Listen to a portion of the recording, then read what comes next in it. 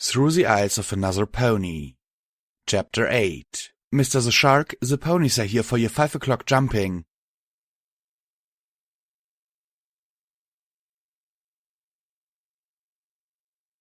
Oh, did I mention that I made the mistake of getting on the awesome sky carriage of awesomeness again? Because I did. Which was entirely my fault. I don't know why I let this happen. But I did. And I wasn't the only one in for a treat. Because as soon as we lifted off, I realized it was the sunniest of princesses driving this magnificent piece of machinery. Also, props to myself for epic, on-the-spot word creation. No, I muttered in absolute horror. What have I done? I could feel the magic seep out of the driver and slip into the ASCA, causing the entire vessel to tremble like a muscle car ready to scare the feces out of every bird within a 20-mile radius.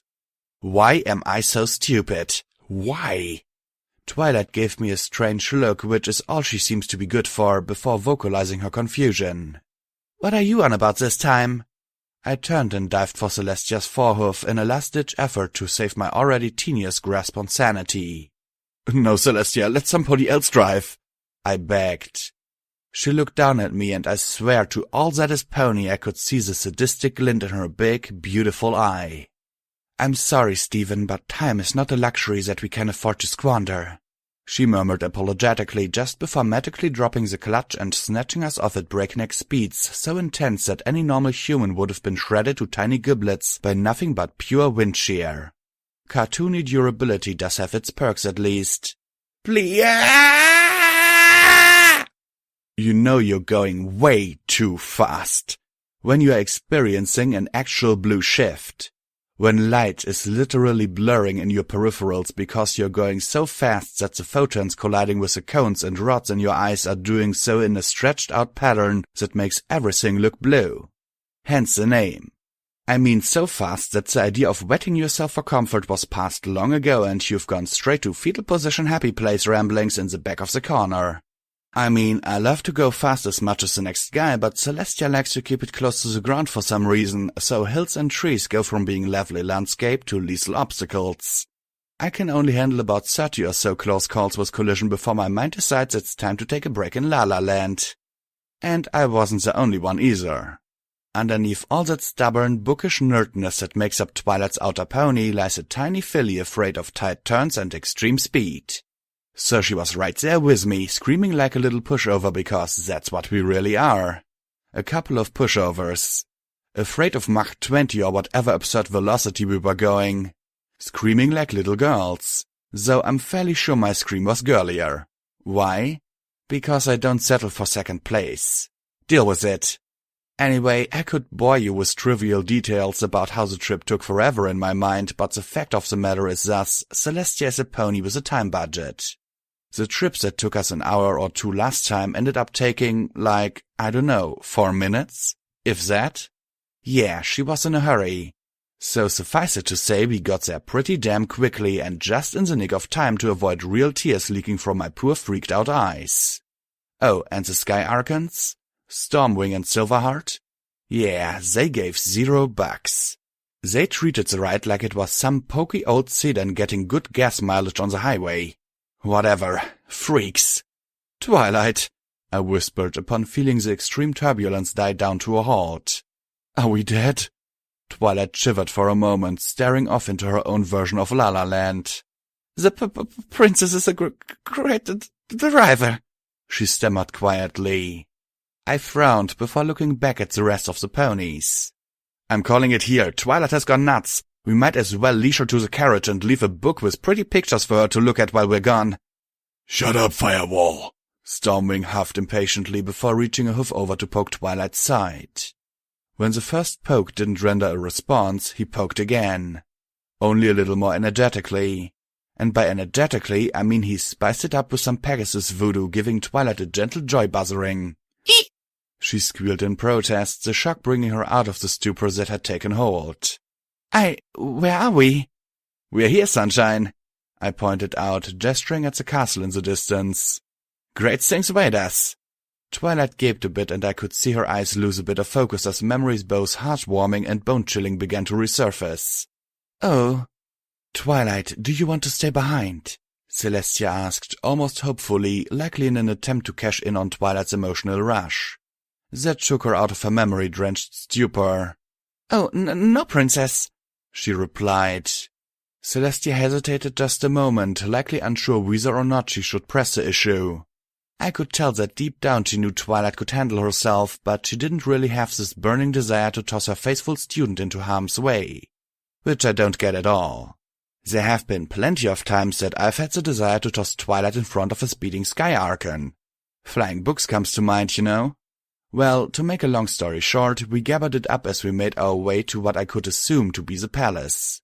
Or what was left of it. Ruins, you know. Anyways, we had touched down just outside the atrium, so disembarking meant we didn't have to go far. I felt a slight nagging sensation as the ASCA ascended all on its own and flew off. Personalized valet parking. So jelly. "Are we the first ones here?"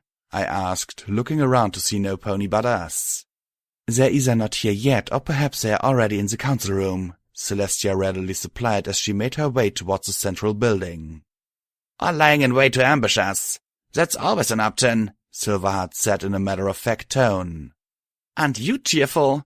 Twilight dryly laughed a bit as we all followed Celestia inside. "She's about as cheerful as an irritated basilisk. That's why she's my artillery partner," Stormwing acknowledged with a smirk as we crossed the atrium and entered into what I was pretty sure was the council room, which was surprisingly still in fairly good shape despite its age. It was a large dome building with a long rectangular table in its center and an entrance at every compass point. There were spots specifically shaped to hold cushions for ponies to sit on, and though there were no cushions at the time, having a pair of powerful magic ponies makes that an easy overcome obstacle. And by easily overcome, I mean Twilight and Celestia went about flying smack in the face of the laws of conversation by creating new matter in the shape of cotton-filled silk pillows for us to rest our pastel-colored bottoms upon. After all the table spaces were properly cushioned, we all took our seats. For those of you that simply must know, the order from left to right was Silverheart, Celestia, Stormwing, myself, then Twilight. "So, how long will we have to wait?" I asked, getting fidgety after the first few minutes. "Not long at all, my silly admirer." I heard Trixie's voice and instantly perked up with a huge smile as she sauntered into the council room from the same entrance we had made use of. "Trixie!" I threw up my hoofs happily. "The great and powerful Trixie," she stated firmly, crossing her hoofs and holding her head up proudly before noticing the pony sitting beside me. You're that second-rate unicorn that tried to show me up in that backwater hamlet." Twilight rolled her eyes before glaring right back, suddenly not so happy that she had come along after all. I could tell she was biting her tongue. She and Trixie didn't get along. People make all those Twixie ships, and while there may have been a flankload of tension between the two of them, there was not a damn thing romantic about it.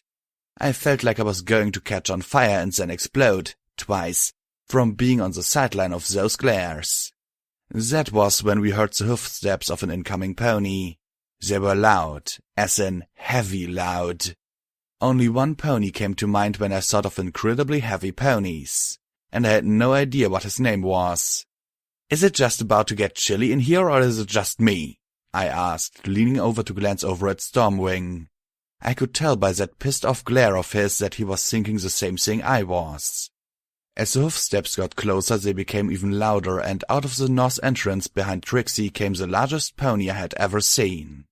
It didn't take me long to recognize the monster that had tried to get in our way before when we had come to fight the nightmare of Luna. The hoofy blue giant, I call him, among many, many other things. He still bore the same black plate and chainmail armor with a helmet that covered his head and mane completely, showing only a pair of blue eyes, glowing eyes that seemed to have a terminal case of resting bitch face. Quite possibly the most uncuddly pony to have ever existed. It's not like you can cuddle something that cold and big. Because damn, he was big. Hell, even his wings were up there with Celestia's in terms of magnitude. Nothing about this pony said, "Oh hey kids, let's have peaceful negotiations and then skip home together as we hold hoofs." But rather everything about him screamed something along the lines of, "These negotiations will actually be beatings and they will involve both you and those you love." And I object to those kinds of negotiations. "You!" Stormwing ceased, not even slightly happy to see this familiar face show up. I just do what I always did and made fun of him. That's Frosty the Snow Pegasus. He got in the way of us when we went to save Luna. Don't make him mad, he might make a squeaky chew toy out of you. And that would be a big waste of your potential, I whispered over to Twilight, who snickered despite herself. Are you Azure Flora? Silverheart asked, smirking a bit. Because if you are, I'm going to need to excuse myself long enough to laugh at your name, big guy. Celestia gave Silverheart and I an impatient pair of glances to the two of us, but said nothing. Of course that's not Azure Flora, you fool! Trixie snapped irritably as a second set of hoofsteps belied a second pony entering, these much more soft. That's when we saw the villainous Azure Flora. If I had been taking a drink of tea or something, I would have spewed it everywhere with a double take. My jaw almost fell off as I looked at our so-called conqueror. I was not impressed, or rather I was, but more by just how non-threatening she looked. She was just a hair shorter than Trixie and a whole lot less intimidating in terms of hostile demeanor. In fact, she was downright timid. She was an earth pony with a white coat and a royal blue tail and mane. She looked about as fierce as Fluttershy, in all honesty. Even her brown saddlebags looked like a couple of dainty young women's purses. You're kidding, I murmured over to Storm as both Azure Flora and her bodyguard, body pony, pony guard, you get the idea, as the two of them walked towards their seats beside Trixie just across from us. That's Azure Flora? I guess we'd be screwed if this were a cuddling competition. Well, you might be anyway. My cuddle game's still pretty solid, but... Where? Storm's visage pulled away from the frosty mammoth and cast about as though he were trying to find what I was referring to. All I sense is Trixie and that big guard that I have a score to settle with. Celestia, Twilight, and myself looked at him as though he were blind. Which was not only reasonable, but it was a great setup for another jibe at Stormwing's expenses. Haha! He is quite blind, oh my sights. Moving along. Dude, she's right there, I murmured as the second most non-threatening pony I'd ever seen continued her patient gait to the open space between Trixie and the icy Hulk pony. Fluttershy was definitely still in first place for that title, but there was definitely not a huge margin between the two. Celestia said nothing, but still arched an eyebrow our way. The visible one, naturally. Yes, I know it's not always hidden, but she spends enough time using one eye that she has to be able to function without depth perception by now. She's standing just behind Trixie, Captain. Twilight leaned over to inform him. You don't sense her? No. He shook his head. I see nothing but those two. Technically, you don't see at all. I started to point a hoof before having to adapt dodging Twilight's rebuking hoof. Ha! Fireball, if you cannot act maturely during grave matters, then I will send you back to the castle. Celestia warned, not in the mood for shenanigans. Yes, I'm sorry. I sighed, reminding myself that this situation wasn't a joke. A big part of me wanted to whine about how I didn't actually make Twilight swing at me, so it was totally her fault, but that part of me needed to shut the hell up for once. This might end up being super-duper serious, and I needed to regard it that way. We welcome you, Mrs. Flora, I presume? Twilight offered, allowing the newcomer a chance to introduce herself. The pony in question went to respond, but was interrupted by the best of ponies. I'm surprised you had the nerve to show yourselves, Trixie chortled pridefully. Please, Trixie, do not antagonize them, the white pony gently commanded, her voice quiet and pleading. Very well then, pardon the great and powerful Trixie's outburst. Trixie looked as though she were going to be sick, having forced herself into an apology. Let us begin. Agreed, Celestia agreed agreeably. I agree, that was an excessive agreement. As we all sat up and paid attention. I'm glad you're willing to negotiate peacefully. I am Princess Celestia, ruler of Equestria. I am Azure Flora, nothing more, she replied humbly. Forgive the impunity, Princess, but Equestria is in danger from a lurking threat. One that I'm sure you are aware of, at least in part. I see. Celestia nodded, seemingly taking Flora's words very seriously. And where did you learn of this threat? I've seen it before, she murmured, looking down. This is not the first time this has happened, and I think you know that already, Your Highness. That led to an awkward pause. For a good several seconds, no one said anything. We were all pretty content to let the big ponies talk. Suppose that I didn't, Celestia finally countered, her visage fading into slight confusion. How would you convince me of this threat? Your Majesty, there is no proof I could offer. That is why I was preparing to fight for this cause. I cannot let history repeat itself. She looked back up at all of us, having steeled herself in determination. I will not fail. What is this history? I asked, listening very closely. She flinched, visibly, and we all noticed. She then looked at me and frowned sadly. You are not the first outsider to have come to Equestria. Tell me something I don't know, I chuckled in response. And then brain freeze from hell. Naturally, this is where everyone's attention turns to me, and all I can do is breathlessly whimper at the sudden lance of icy pain in my head. Obviously my coolest moment ever. Toads ups. You... what? Twilight poked my shoulder, or whatever the pony equivalent is called, before taking notice that I wasn't in the best of sorts. Firewall, are you alright? He's not. Flora piped up, drawing the majority of the attention back to herself. And it's his fault for speaking without thinking. He does that a lot. I'm not sure which Pegasus said that, but I was going to kick their plot up past their mane once I recovered from this. You see, Firewall, as you call him, is from a different world. And while he has been honest about that, there have been others that were here before him, some of which he's already met. I'd ask him to confirm that, but he's under coercion to avoid doing just that.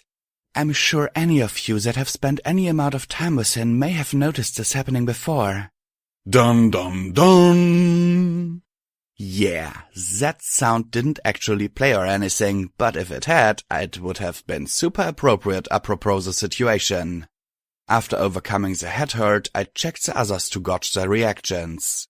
Surprisingly enough, they weren't all gawking at me, but rather they all seemed to be lost in varying levels of contemplation, as though they were all trying to remember the last time I had brain freeze around them. How do you know about this? Twilight spoke up, breaking the tense moment of silence. Flora frowned a bit before sighing somewhat. His being here in Equestria is no accident, but his current situation is. Wait, what part of my situation is an accident? I asked, still rubbing the side of my head for comfort. The one where you are able to exercise, for the most part, free will. Oh, I responded, a little taken aback. Glad some pony botched that part up. I'm not, Stormwing muttered under his breath. Screw him. SCSWC-8.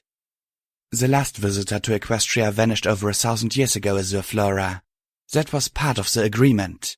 Celestia interrupted, completely distracting me from retorting to Captain Flankface. Everyone's mind was blown. Like super blown. Even Azure Flora was fairly shocked at this revelation. Actually, scratch that. Ice Mammoth was pretty chill about the whole thing. Then again, he had not even blinked since he had took his place at the table, so I'm fairly certain he doesn't count. The agreement? Trixie repeated, her coolness temporarily offset by curiosity. This isn't news to you, then? I leaned around Storm to look at HRM. Anything else you wanna operationally blast our perceptions of reality with while we're dumping everything out on the table, Princess? I will explain later, she promised, never letting her eye waver from Azure Flora. So I was right when I thought I'd recognized you. I never forget one of my little ponies. You were a gardener then. You made floral arrangements. Yes, she gave a nod. So, wait, you're over 1,000 years old? I pointed an armored hoof at Flora. I am, she confirmed. You were here when Luna became Nightmare Moon? Twilight emulated my gasp. I admit hers was cooler. That's what you get when you're competing with OP Sparkle, I suppose. But damn it, my screams are girlier. Did you see what happened? She pried. I did. The two-word answers were getting pretty silly. I almost wanted to ask her something silly, such as if she had ever dressed up in a cold suit or something.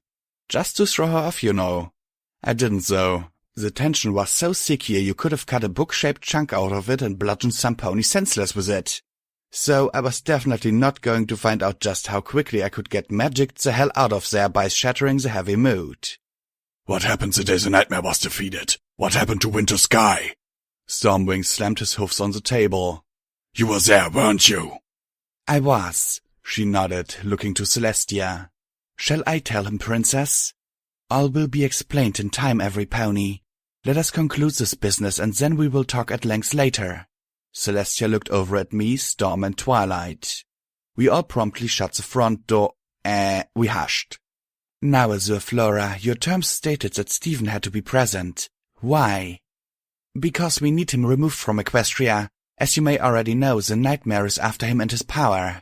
But not only that, but he has also the ability to create this. She finally reached into her saddlebags and tossed a fist-sized ball of metal onto the table. Trixie glowered at it initially, but slowly became more at ease as it rolled from her and more towards us. Imaniapolon! Twilight gasped, her eyes widening. And a lot of it! Azure Flora glanced at Twilight, her expression bemused. That's an oddly fitting name for it, I suppose. I wouldn't have cared about that line if Twilight didn't feel it was a good time to shoot me the biggest, shit-eatingest, I-told-you-soest grin she could manage. I still say it's a stupid name, I harumphed. I've always just called it anti-magic, Azure Flora continued, ignoring the sideline shenanigans between us unicorns. It is a dangerous, malleable substance. It can be metal, it can be wood, it can be sand, and it can even be liquid. In fact, there is very little that it can't be, she explained, staring at it with a hint of malice. Whatever the shape or state it is in, it is dangerous. Not only to ponies, but to the very fundamentals that Equestria's reality is built upon. Short-term exposure has minor effects that are often ignorable and easily cured. Longer-term effects, however, can be far more dire. Mine was the loss of my mortality. I can no longer age. But also, I am immune to magic. So much so that I even lost my talent. You ever see the color drain out of a pony's face? Well, I have. And it's a little off-putting. But yeah, every pony else in the room seemed to be a little aghast. And then it hit me why. Dude, I sat up a little, letting her words sink in. You haven't been able to do, the things you love to do anymore? She paused. She didn't look at me, but when she went to respond, her voice cracked a little bit, causing her to clam right up and swallow hard. It was brutal, her quiet confirmation was. Downright heart-crushing even.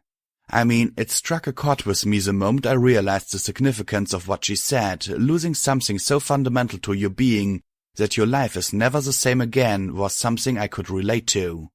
But after glancing at the others, I realized it sure as hell unsettled them even more. It was just downright nightmare fuel for the ponies. The idea of one's cutie mark and special talent just falling apart like that. You've got to understand, the ponies have a pretty good thing going for them. They're all incredibly talented, and their incredible talents makes them happy. We all titter at the adorable cutie mark crusaders, but they're on a mission for a reason. Cutie marks aren't just an obvious clue into a brilliant talent. They're a pony's calling. Their rite of passage. It's the rise to adulthood, a college graduation, their one true love, and bar mitzvah all wrapped into one. This not only makes them happy, it makes them complete. And the idea of becoming incomplete, even to me, is harrowing. So I could only imagine how they were taking it. I wanted to do something like say how sorry I was for her, but it wasn't going to help and she probably didn't want to think about it over much anyway. So I tried getting us back on subject. So, this ball of suck, I pointed at the eerily dull metal ball of Imaniapolon. I can make this stuff? Yes, she answered right away, happy to get off of the doubtlessly painful subject of her lost talent. And quite a lot of it. Now, this doesn't sound like something I want to do. I gave a soft cough before leaning up on my hindquarters and shrugging. So how do I avoid making it? She still didn't look at me. I don't know. That's super helpful, I groaned, dropping my face into a hoof. What do you know? I know you're a danger human, she replied, still very intentionally keeping her vision off of me. I know you mean well, but eventually, on a long enough timeline, you're going to be part of the next major cataclysmic event in Equestria, and I won't let history repeat itself. See, I told you all, it was always about me. What does history have to do with this? Twilight asked, cutting a skeptical glance at Azure Flora's way. Surprisingly, it wasn't Azure Flora that answered, but rather it was Celestia. The Everfree Forest was once known for being a pony's paradise, she said, her gaze becoming unfocused as she began to elaborate her recollection. Its original namesake actually came from the fact that the Everfree Forest afforded a pony freedom from the rigors of hard work and unnecessary toil. It provided the ponies with everything they needed, from shelter to food to clean water, and even protected my little ponies from danger. It was my dream to eventually grow the forest out over the entirety of Equestria and create a perpetual paradise. But it failed when the nightmare took Luna and the outsider was forced to help me and Winter Sky defeat her. His methods, while effective, had terrible consequences. The Everfree Forest reacted horribly to the material you know as in Madpalon. Azure Flora cut in. It no longer recognized us ponies as charges to protect, but rather it saw us as intruders. The horrible truth is that this forest once lived up to its ghastly reputation, and it still does, at least to a very diluted degree. I'm all but certain that only a few more centuries need pass before it becomes completely safe for ponies once again. And I plan on living to see it happen, but that will only come to pass if the human goes home. I was flabbergasted. My jaw was in a constant state of being hung wide open. I had that feeling, something gnawing at me that me being here was bad. I felt it as soon as I had woken up in the middle of town square. I had run to Twilight to see if it was true or if I was just being paranoid. Yet there it was, an ancient earth pony staring me down, telling me that history was just going to repeat a tragic event, and only because I was just sitting around, polluting the air with some dreaded side effect that I had no idea how to control. "Wait," Twilight interjected, rubbing just under her horn with a hoof as though she were having trouble processing what was being told. "If he's shedding in Manipulon so badly, then why is he even able to use magic? And what causes it to appear? What reaction takes place at I don't know. I just know something about him, or perhaps the words the outsiders come from stagnates magic," she cried out suddenly, shaking her head in frustration. "What frustrates me the most is how it's inconsistent with you. The crater you left from being summoned here was covered in the substance. Yet you've been here for days and I've not been able to find a speck elsewhere." "But that's a good thing, right?" Silverheart offered.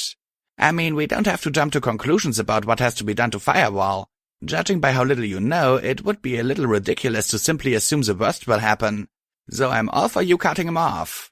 Stormwing nodded. Seconded. "You guys both suck." I felt they needed to know that.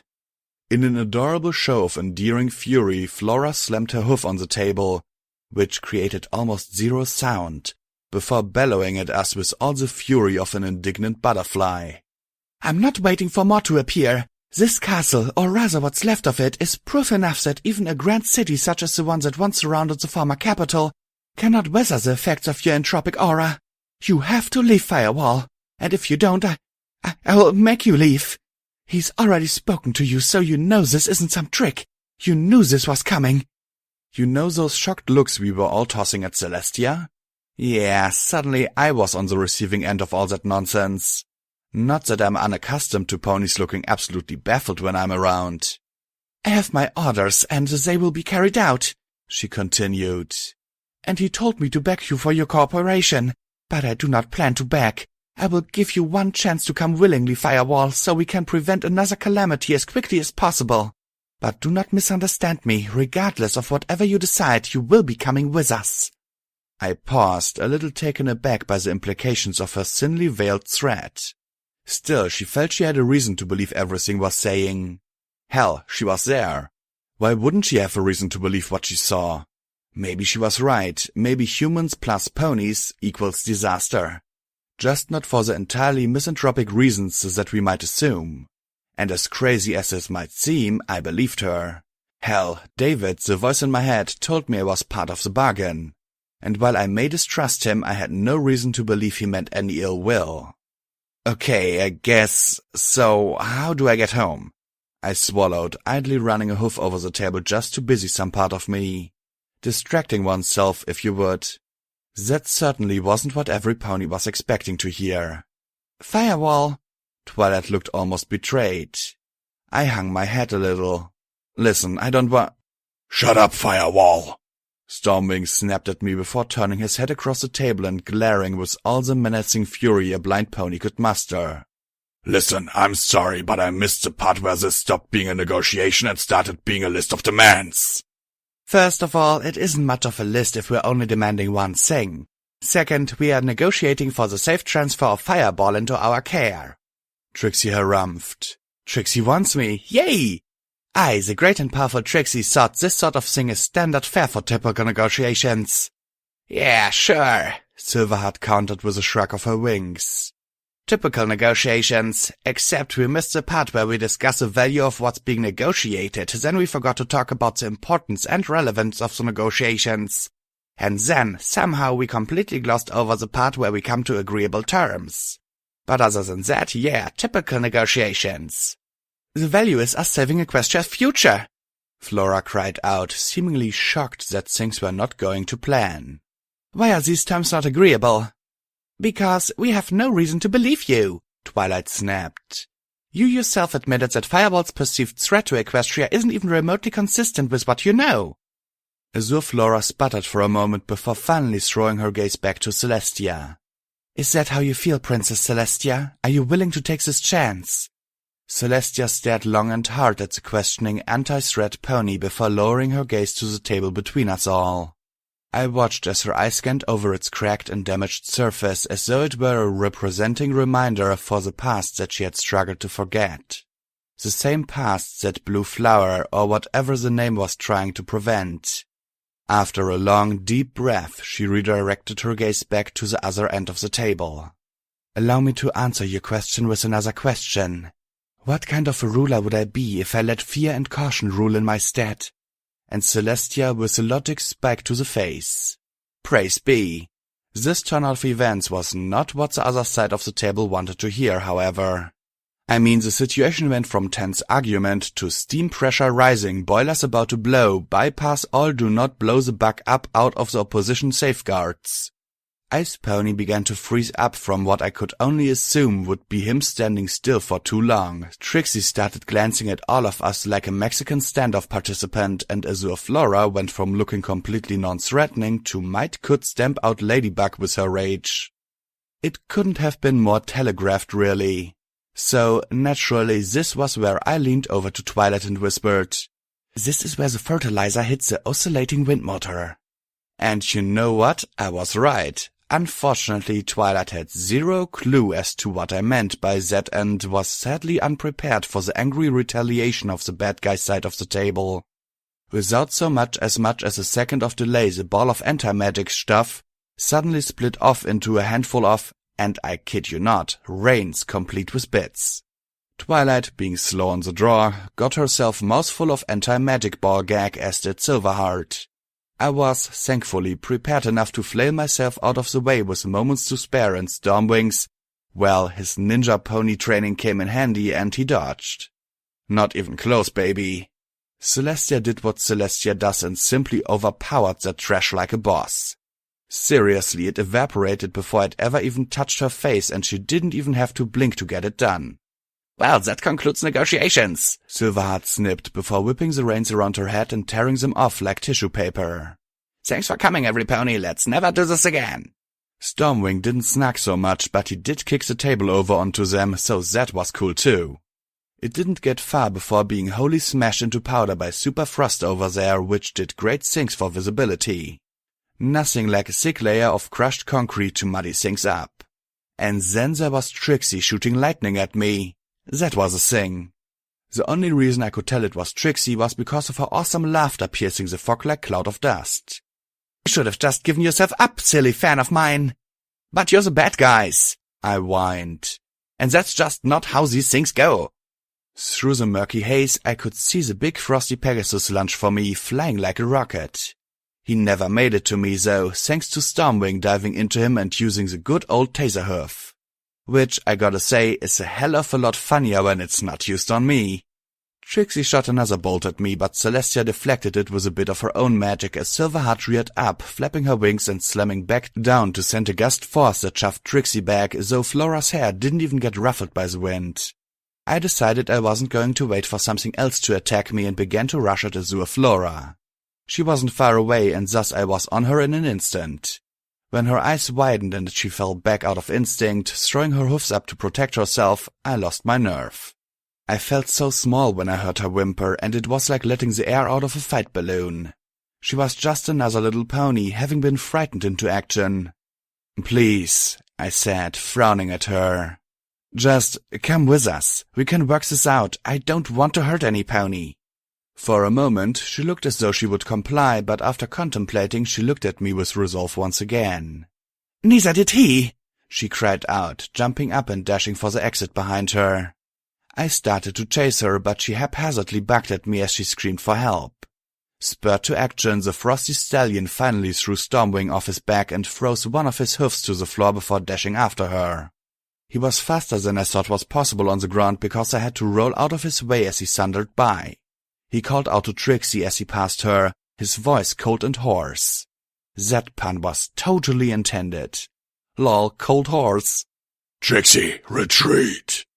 A great and powerful Trixie does not retreat. She merely allows her opponent to live in fear of her retribution, she snarled before disappearing in another wink. The cold pony literally closed the path behind him with a wall of ice. "Come on!" I shouted, burning the ice down as Storm finally freed his hoof. "Azure Flora has to escape on foot, hoof? Remember, she can't be affected by magic." Silverheart and Stormwing nearly ran me over as they flew out of the exit. Celestia paused to look back at Twilight, who was having the worst time ever trying to tear off the bridle on her face. I tried not to laugh at her. "Will you?" she started to ask before being interrupted. "Yes, I'll be fine. Hurry, this might be our only chance," Twilight protested. "I'll get back to Ponyville and get this dumb thing off of me. Quick, go catch her!" With that, we bolted out into the ruins of the courtyard as Celestia whistled loudly, calling in an airlift via the ASCA. Yes, the awesome sky carriage of awesomeness. We hopped on without it ever stopping and took off after them. Shocking as it was, we actually were struggling to catch up with them. Turns out Frosty the Ice Pony was a fast flyer despite that huge frame of his. In fact, the only reason we were able to gain ground was likely due to the fact that he was having to carry Azure Flora. So much for traveling by hoof. I was wondering where Silverheart and Stormwing were when they suddenly shot out of a nearby cloud and team-tackled our quarry. They fought to ground him, and in the struggle Azure Flora slipped loose and began to fall. I'm glad Celestia was quick on the turn and had the kind soul to help her enemy, because it would have traumatized me to see anything bad happen to her, misguided as she was. We went in for a pass, and to my shock, Celestia had totally mistimed the catch. Once again, my gut reaction was to jump an unsafe distance to save some pony. My aim was significantly better, fortunately, and I repeated the same trick I had done to save Luna. Luckily, the armor took the worst of the hit, but that still didn't mean it felt good. We landed in a large clearing just outside of the forest edge. I didn't recognize it as any place significant, though I do remember spotting a few red buttes in the distance, so I figured we weren't that far away from the railroad tracks that led to Appaloosa. "This is becoming a terrible scene. Next falling pony gets to take one for the team," I groaned as I held onto the frightened pony. "You okay?" Yes." She was shivering, scared out of her mind. It didn't take her long to realize that she was still in trouble, and with that realization in mind, she hoofed me right in the damn face before jumping up and sprinting away. Gratitude at its finest. "Trixie!" she called out. "Help!" The magician pony appeared with a puff and confidently put herself between me and Flora. "Trixie," I warned, seriously conflicted deep within. Laughter and Stoic waging war over whether or not to remove the silly pony as an obstacle. "Get out of the way or you will regret it." Trixie laughed, throwing back her luxurious sky-blue mane. "You think the great and powerful Trixie would soil her lovely hoofs fighting you foals? The idea is laughable. This negotiation was doomed from the start, but Trixie is kind and therefore she will leave you a parting gift. It's my favorite pet. Don't forget to feed it, losers." With that, Trixie's horn glowed brightly, like Twilight OP Sparkle Bright, which is extremely bright in first person. Trust me when I say they're dimming that down a whole lot in the show, because this had all of us, sans Stormwing minus 10 points if you can't guess why, squinting as though Celestia had scooted the sun a few million miles closer. What came next I didn't see coming at me in the least. A black, thunderous portal had appeared above us all, unbelievingly large and only getting wider. I didn't think twice when I noticed something starting to come through it. I just ran. I wasn't the only smart one, since every pony made way for whatever was manifesting up in that thing. Even the battling Pegasi had broken it up to give whatever was coming plenty of space. It was big, it was purple, it was kinda glowy and transparent. It was a full-grown Ursa Major. It landed behind us as we continued to haul tail and shook the ground with an impossibly loud roar. My teeth vibrated like I had bit down on a lawnmower engine. Not that I've actually done that, I just figure it would be as intense as that. As the sheer volume caused us all to tremble involuntarily. I looked over my shoulder and chuckled nervously as I channeled a bit of Fluttershy. "He's bizarre!" "I'm sorry, I did not want this," Azure Flora called out as she looked at us with a sad but resigned visage, sighing remorsefully. "But I must. Equestria is in danger." With that, she dumped out both her bags of a Manipulon and waved a hoof, creating an immensely huge metal cage around us, boxing us in with the Ursa Major. "Curses!" Celestia spat angrily. At first, I was like, curses? Really? But after thinking about it, what was she supposed to say? By my beard, or, oh me, damn it? As she tried to dispel the conjuration. "How did you get so much?" Azure Flora gazed at us sadly. It was obvious she did not enjoy these drastic measures. That sure as hell didn't make me like her any more at the moment, but to her credit, she was taking no pleasure in this.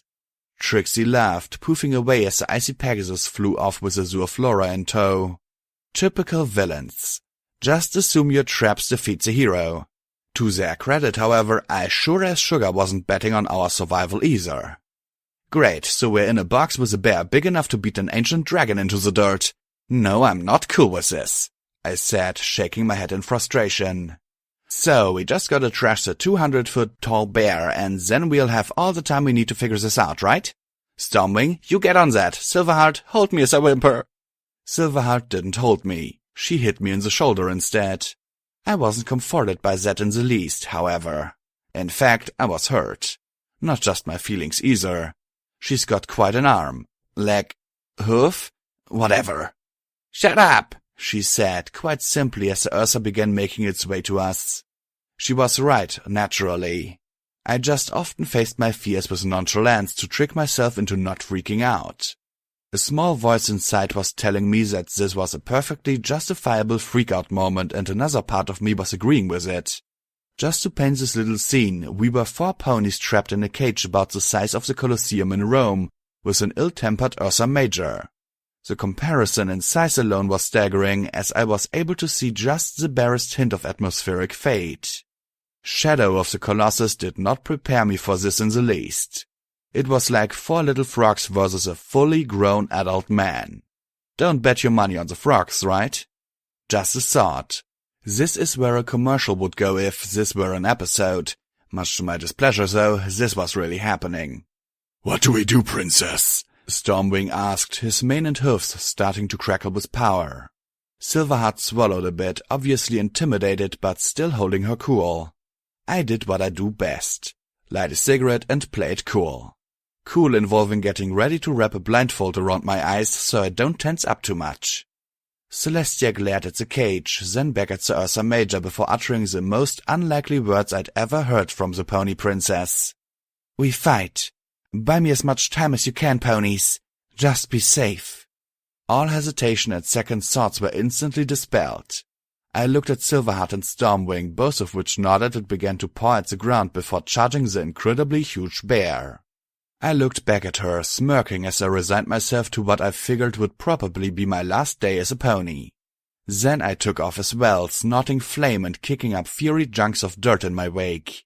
"Best time of my life, period." I screamed like a lunatic as we began to close distance. It wasn't going to take very long, mostly because anything that size can haul big bare butt when it wants to. Stormwing took off into the sky, falling back as Silverheart slipped in front, taking flight ahead of him. Ever see two Sky Archons work in tandem? Okay, stupid question. Ever imagine what two Pegasi could do when working in tandem? I have. I had grossly underestimated their potential. Silverheart stopped advancing as Stormwing took to higher altitudes. She began to loop rapidly, swirling the air about betwixt Stormwing and the Ursa, which was still getting dangerously close to us. I wasn't sure what they were going for, but I didn't like the fact that the Ursa was raising a paw to sweat Silverheart out of the sky. So I stopped just under her and I inhaled. When I say I inhaled, I mean I burned nearly an inch off that cigarette, sucking in as much air as I could hold. Just before it could swing, I let loose enough fire that it yanked its paw back, quite singed from my little outburst. That little escapade took a lot out of me. The second worst part? I'd received worse burns from Roman candles in comparison. The absolute worst part? The damage seemed to fade away after a few seconds. "Yay, I'm helping!" I laughed sadly at how much effort I had put into causing a temporary annoyance at best. Fact was, I was actually helping a lot, I just didn't know it at the time. When Stormwing finally got enough altitude, he turned and began to dive at Silverheart, whom had actually been forming a storm cloud. A small, concentrated, thundering little beast of a cloud. It shot lightning and everything. Craziest thing I'd ever seen? Not by a long shot, but still quite mind-blowing. "Get him, Storm!" Silverheart cheered as she veered off at the last second, releasing the cloud. Stormwing punched straight through it and sucked up every last bit of that lightning and thunder, ripping it right out of the cloud and dragging it with him. I've been in concerts that wish they were as loud as the impact between Stormwing and the Ursa Major. I actually had to clap my hoofs over my ears to avoid being deafened. He connected with it right in the shoulder, literally knocking it back and into the air for just half a second. Bears are not used to getting knocked around, thus I can assume that Ursa Majors experience such sensations with even less frequency. It roared and thrashed for a moment as the electricity coursed throughout it before shaking its head, somewhat dumbfounded that it had just been booted into the air by such a small opponent. "That should have put it down!" Silverheart protested, not believing her eyes. "It's magically protected." Celestia's eyes were shut as her horn flashed over and over. "I'm still trying to dispel them all." Now I'm not an incredibly fair fighter. I mean, when I get into fights, it's not for fun. It's because something huge is on the line and it's gone far enough that I'm willing to do whatever it takes for that something. Celestia's life, Silverheart's life, my life? Those were important. Oh yeah, and that other jack pony? What I'm getting at was that I wasn't going to sit around and wait for it to get back up as I go ahead to attack. I just galloped up and started roaring fire at whatever part I could reach. Ursa Major response? Roll over on me. You've got no idea how incredibly stupid I felt as that stupid bear's butt began to roll my way, going way faster than anything I could have done to escape. So I decided against escaping and tried to fight the tide of purple starry fur rolling my way by rearing up and slamming down, creating a pillar of fire around myself. Remember that whole expect it and you get it trick? Yeah, I owe Luna so much for that. It brushed against the pillar before roaring again and throwing itself in the other direction. Stormwing and Silverheart began to roll up another stormy silver combo thing when the bear finally got back to its feet and spotted them. It wasn't going to make it in time to stop them, so it just decided to scrape up a pawful of dirt. To us it was like ripping up a small hill, and chucking it at Silverheart, who barely managed to dodge the worst of it. A bit of debris caught her in the wing, however, and she went down, roughly skidding along to a halt, crying out upon impact. "Man, just go away!" I shouted, before breathing more fire at its foot, causing it to roar angrily before turning at me in earnest. It tried to stomp on my sorry plot, but, I just burnt that foot too. I didn't know what else to do, and I'll be damned if it didn't work. Stormwing collided with its face, though without the storm cloud it wasn't nearly as effective. It roared and swatted at him a few times, driving him away as I sped a fireball. Expect it, ole! Expect you to disappear, Ursa Major! No, that didn't work sadly. At its face. Finally! Celestia cried out triumphantly as she shot a ray from her horn at the Ursa Major. It hit, like you could miss something that size. It right in the nose, and as soon as it did, the Ursa Major changed just a bit. It grew armor. Not just any armor, but a very specific armor. I'd seen this armor actually, and very recently as a matter of fact. It was the same armor that the Nightmare had worn, sans the horn in the helmet. "The Ursa is being controlled by the Nightmare," Celestia explained, teleporting to my side. "It's not a pony, so this has to be a spell. We just have to overcome its magic." Celestia tried firing another ray, but a purple mist crept forth from within the Ursa and struck the spell away. Now I kinda got that Ushi feeling when she said Ursa controlled by Nightmare going down all over me. I kinda broke into a cold sweat even. But it was quickly replaced by more feelings of awesome as I realized something. "The anti-magic crap!" I pointed to the bars behind the bear. "Indeed." She was thinking the same thing. "The Manipulan." "Storm!" I yelled up at him. When he didn't immediately give us his attention, I sped a couple of small fireballs at him to get him. He didn't think that was funny, but at least he looked our way. "What are you doing, you fool? Aim for the armor-clad bear!" he scolded me. I hated the name, but apparently I had to use it. "The stupid Manipulan! Push the bear into it!" "And how are we going to do that, genius?" he shouted back. "Silverheart is down." "Ask it nicely?" I shrugged. "Damn it, Fluttershy, why aren't you here when we have a giant monster that needs to get its face told in?" "I have a better idea. Firewall, why don't you breathe some more fire?" Celestia said with a smirk. Her horn began to glow. "I'll see what I can do to help." I watched in confusion as a line of magic lazily drifted from her horn to mine. Then I felt it surge throughout my entire body all at once. I don't think there are words for what Celestia was doing to me. Use it out of context and you may be beaten and then handed to the masses. It was like I had been plugged into a nuclear generator. Ever see Meet the Medic? Yeah, there was no way they could have made it look this awesome. I could feel heat and fire flowing from every inch of my body, and it was only getting hotter. It was a rush like no other.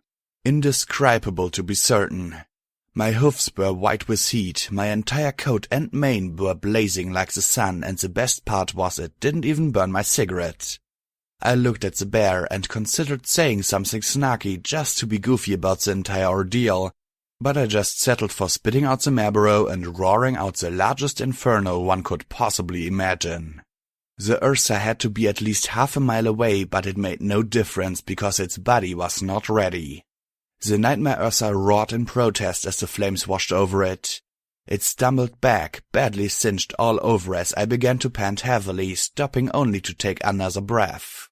The air was shimmering from the residual heat wave still left over from the last breath, and through it I could see it staring at me angrily, this time ready to dodge. I hesitated, unsure if I should take an uncertain shot, especially when the first had left me so lightheaded. Stormwing was on top of it though, flying up to lightning blast it in the nose with a quick pass, distracting it just long enough for me to tag it with another staggering wave of flame. I heard Celestia gasp a bit. This was taking its toll on her, especially within this cage.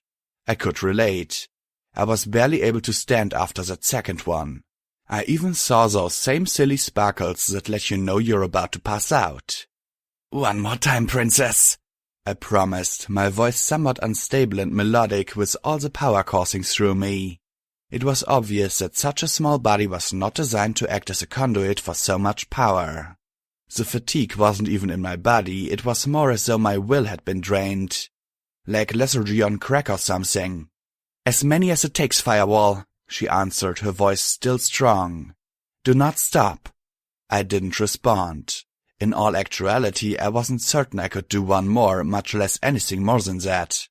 Taking another deep breath, I spread the volley out a bit to push the Ursa back once more, putting everything I had left into it. I could tell it wasn't as strong as the last one, and to my dismay, it wasn't enough. Its back brushed against the cage a bit, causing it to convulse a bit as the spell faltered somewhat. I then inhaled as hard as I could, knowing that I had to try. Try harder than I ever had. My lungs were aching from so much air. I'm sure smoking had nothing to do with that. filling them as I began to let it all out. Just before I did, I discovered that I couldn't go through with it after all. I was quaking all over just from trying to stay standing. I began to cough violently and fell to my knees. "I'm sorry, princess," I gasped out in between breaths, my eyes watering as my body ached all over. "You did your best," she assured me before taking flight towards the Ursa, shining like a star as she accelerated. The Ursa began to move, but Stormwing was there again, like a bad penny, disorienting it by clapping thunder by its ears and striking among its face. It was like watching a fly beat a man about the head and shoulders with a small tack hammer in terms of effectiveness. Celestia took the opportunity to crash into the corrupted monster's chest, knocking it back that last bit. The Ursa collided with the cage, causing it to rip up out of the ground behind me as it fell over. The effect was instant, nearly with an explosive reaction that thrust the nightmare out of its host. The Ursa lost consciousness as the nightmare was forced from its body, causing the vaporous fiend to scream in pain and fury. I smiled tiredly, grinning in triumph as I put more weight onto my knees. Those are knees, right? Ponies have knees and not some obscure jargon for their leg joints, yes? "There it is, Stormwing, arrest that cloud," I chuckled as I shook my head, trying to clear the adrenaline and fatigue out. I was just so tired after all of that, and I wasn't the only one. Celestia flew back lazily, landing with a shaky canter as she panted even harder than I was. We could barely stand up, we were so exhausted. I'm pretty sure the victory rush was the only thing keeping me awake. "Not bad," she gave a tired chuckle. "No, kidding. Eat your heart out, Trixie. We vanquished the dreaded Ursa Major." I laughed a bit before falling over, fading in and out of consciousness. "Beat that." "Look out!" I heard Stormwing cry out at us. "This isn't over, beast," I heard the furious, disembodied voice of the nightmare echo as I felt a rush of air blowing over me. The nightmare dove straight for me, and for a second I could feel the weightlessness start to take hold just as it had last time. My mind was starting to get all washy, like that sensation that you get when you can't make yourself get out of bed, no matter how badly you need to. Only, like, times 100. It almost made me feel ill. "I won't allow it," Celestia bellowed breathlessly before quite literally tackling me back to the ground just as I started to float away. "Release him!" "Get away!" the nightmare keened furiously. I could hear it all and I could sorta see it, but it all sounded like it was being shouted in a large room. Not far away, just super echoey and way out of focus. Then I could feel my hoofs started to fight back against Celestia, pushing her away. Not that I was wanting to do that or anything. "I will not allow it," Celestia cried, pinning me to the ground and shining a marvelous green light from her horns that flickered like a strobe light. The agonizing shrieks that came from both around me and also my mouth was kind of horrific, really. Like the stuff that people look for in their nightmare fuel fanfiction. Almost like a grown man, a little girl, and a feral beast all crying out in unison. "Then I will take you instead," it screamed back. And just like that, everything snapped back into focus as the ambiguous as hell cloud fluffed out of me and immediately started in on Celestia. At first, it seemed as though this plan wasn't working. I mean, Celestia didn't seem to react too much until suddenly her visage was overcome with strain. And just like that, she started to float away. "No!" I shouted as I flipped myself over and scrambled to my hoofs. Celestia was trying her best to fight it off, but I could tell in her weakened state that wasn't going to happen without help. "Celestia!" "Princess!" I heard Stormwing shout as he dived down at us. "No! Get away from her!" Stormwing was just too far away, but I had a chance. The nightmare lifted her from the ground, and my horror was absolute when I failed to grab hold. My hoof actually nicked hers, the margin was so small. I felt sick as I jumped again, knowing there was no way I could have closed the widening distance. It was the single, most difficult thing I'd ever had to watch. I thought I had known fear when Rainbow Dash was being stolen from me. I thought I was afraid when I had faced down an Ursa Major with just 3 other ponies. But for the first time since being in Equestria, the sensation of absolute terror took hold and gripped me from within. At last I am victorious! The nightmare laughed in total glee as more of its misty form vanished into the alicorn. Equestria is mine! The skies began to shift colors as the sun changed from a warm, beautiful yellow to a threatening dark red.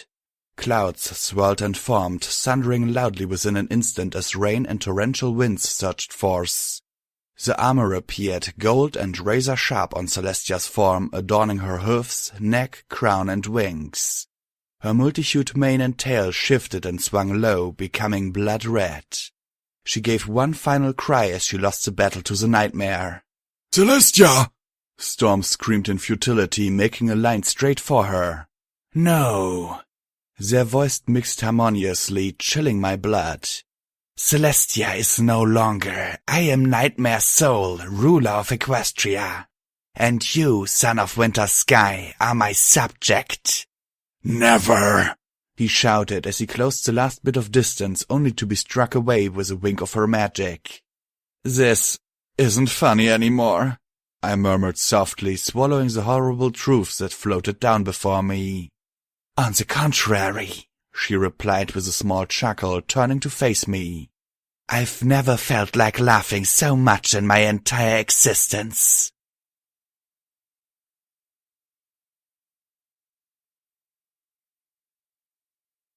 Narrator's note. Okay, every pony, I apologize. If the voices in this aren't like they were in the previous readings of this story, but hey, it's been, a year since the story was updated and since I read it and whatever, so cut me some slack.